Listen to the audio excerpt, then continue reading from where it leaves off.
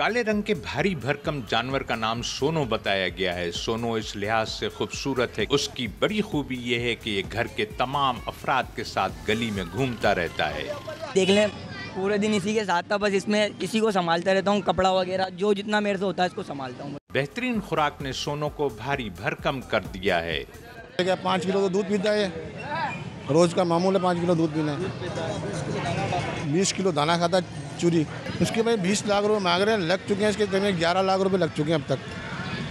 40-40 लाख रुपए की कुर्बानियाँ करते हैं लोग, 50-50 लाख की कुर्बानियाँ करते हैं। कुर्बानी करने वाले लोग महंगे से महंगा जानवर कुर्बानी के लिए तलाश करते हैं। लोगों की इसी जरूरत के पेश नजर मवेशी मालकान जानवर तैयार करते हैं। आगे पूछा मेरे को क्या खिलाते हैं, क्या पिलाते हैं, क्यों हमसे गोश्त के मुताबिक पैसे हुआ बोलेगी। गोश्त के पैसे थोड़ी होते हैं इसके तो खूबसूरती के पैसे होते हैं जो मेहनत की है। अभी ईद कुर्बान में वक्त है, लेकिन सोनो जैसे और भी महंगे जानवर सामने आएंगे।